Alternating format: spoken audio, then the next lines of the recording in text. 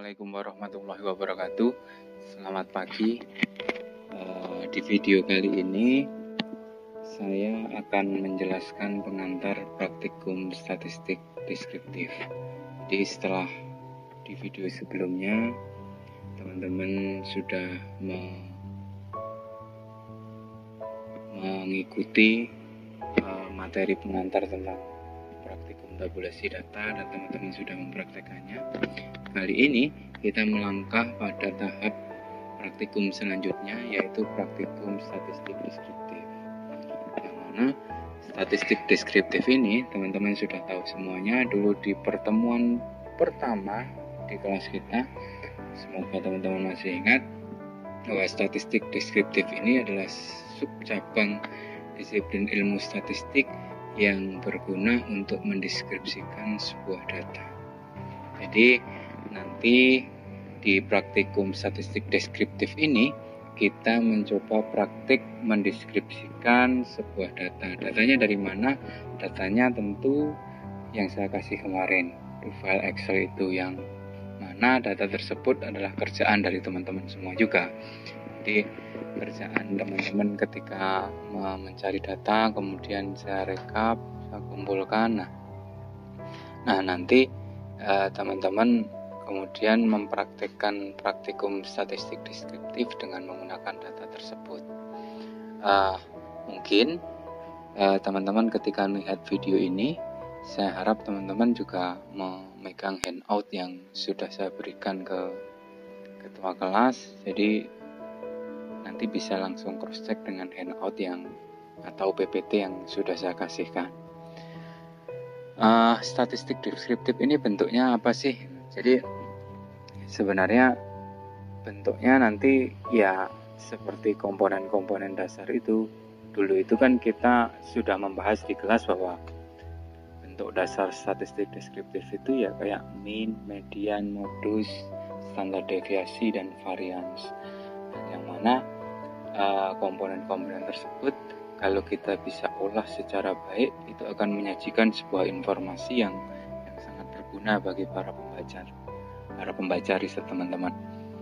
Dan tentu nanti kegunaannya ini akan digunakan di skripsi teman-teman. Jadi kalau teman-teman nanti menulis skripsi, terutama di bab 4 analisa dan pembahasan itu, semestinya sebelum teman-teman membahas hasil analisa, di komponen pertama bab 4 itu teman-teman semestinya mendeskripsikan data dari objek penelitian. Jadi objek yang saya teliti itu siapa saja, sebagian besar kayak apa, atau komponen-komponen lainnya, misalkan rata-rata umurnya kayak apa, kemudian lebih banyak perempuan atau laki-laki. Nah kalau kita bicara lebih banyak perempuan atau laki-laki, itu kan berarti kita bicara modus objek penelitian kita itu banyak perempuan atau laki-laki.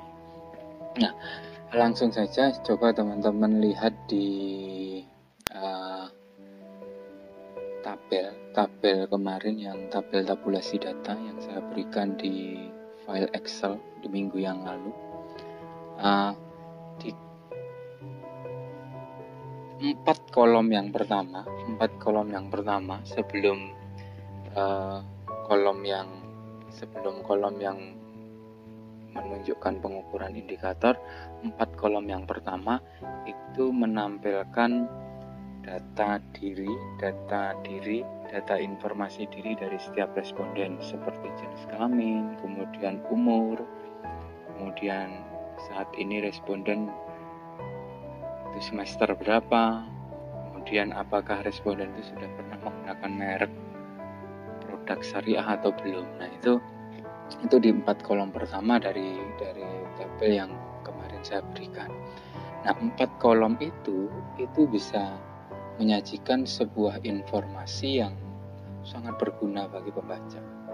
Nah ini kita langsung masuk ke contoh kasus saja ya, langsung masuk ke contoh kasus. Jadi nanti saya minta teman-teman untuk mengolah 4 data tersebut, 4 data informasi diri dari responden itu diolah dalam bentuk statistik deskriptif.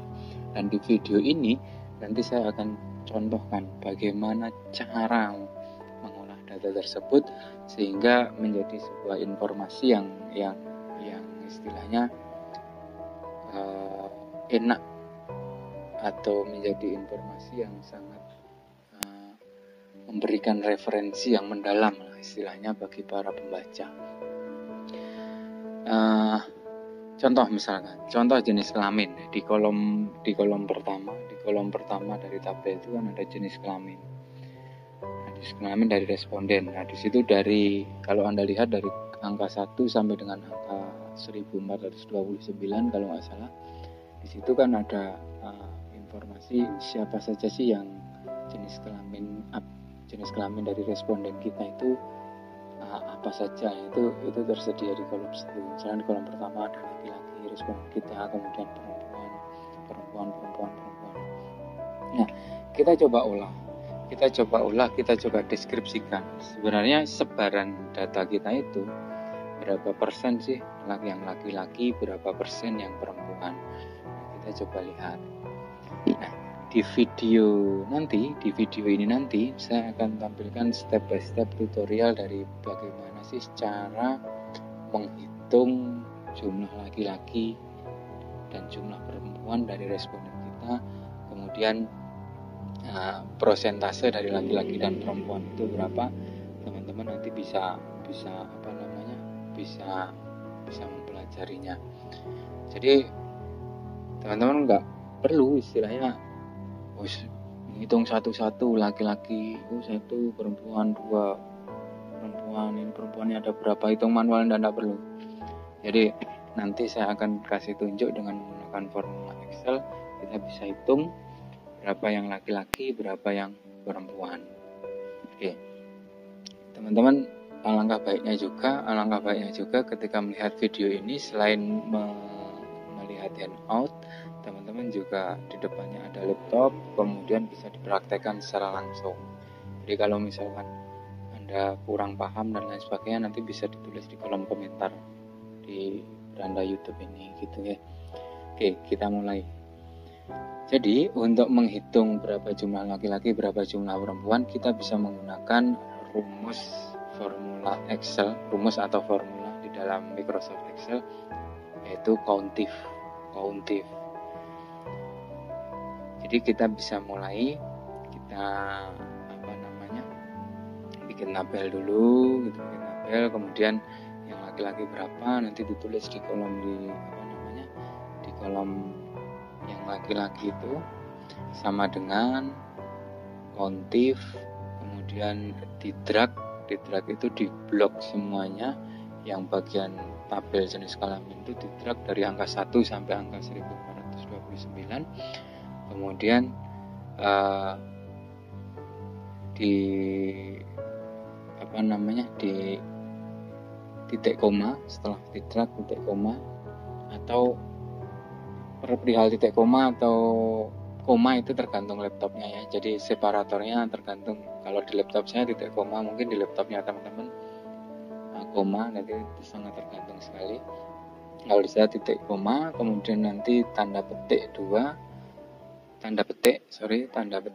kemudian laki-laki, kemudian tanda petik, kemudian kurung tutup, terus enter. Nah, nanti akan menghitung secara otomatis jumlah laki-lakinya berapa, gitu ya. Bisa dilihat langsung di video selanjutnya, di salah satu part di video ini. Oke, silakan perhatikan ya.